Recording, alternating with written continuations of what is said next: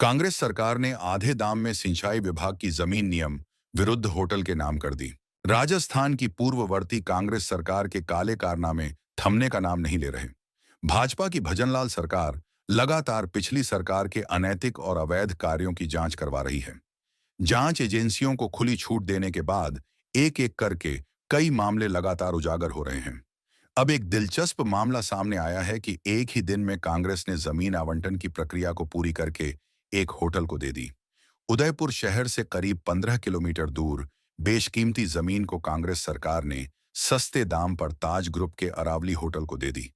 गिरवा तहसील के बुझड़ा ग्राम पंचायत में आरजी खसरा नंबर 151, 158, 162, 163 रकबे की कुल 2.05612 हेक्टेयर करीब 10 बीघा जमीन होटल को दी गई। खास बात यह है कि इसमें 0.40 हेक्टेयर जमीन करीब 2 बीघा सिंचाई विभाग की है, जो साल 2006 में देवास स्टेज द्वितीय परियोजना के मुख्य सुरंग निर्माण के लिए यह अवाप्त की थी। यूआईटी, जो अब यूडीए है, ने खसरा 158, 1262 और 163 रकबे के लिए राज्य सरकार को 150% प्लस 15% यानी करीब 16.5 करोड़ रुपए की दर से प्रस्ताव भेजा था।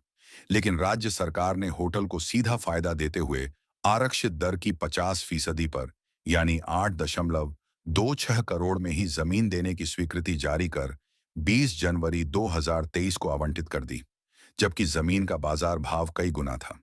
जमीन देने की पूरी प्रक्रिया मई-जून 2022 में तब चली जब कांग्रेस का राष्ट्रीय अधिवेशन, चिंतन शिविर और जून 2022 में राज्य चुनाव।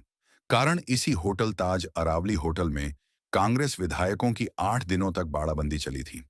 अब राज्य में भाजपा सरकार आने के बाद से सिंचाई विभाग 30 दिसंबर 2024 और 7 मार्च 2025 को जिला कलेक्टर को पत्र लिख चुका है कि उनकी जमीन वापस दी जाए। ताज ग्रुप के अरावली ईशान क्लब एवं होटल्स में ही 13 मई 2022 को कांग्रेस का राष्ट्रीय अधिवेशन हुआ। इसमें देश भर के कांग्रेस के बड़े नेता शामिल हुए थे। इसी होटल में 2 जून 2022 को राज्यसभा के चुनाव में राज्य के कांग्रेस विधायकों की 8 दिनों तक बाड़ाबंदी हुई थी। उसी समय होटल को जमीन देने की आवंटन की सभी रिपोर्ट पूर्ण की गई। एक महीने में यूआईटी की समिति ने प्रस्ताव पारित कर सरकार को भेज दी।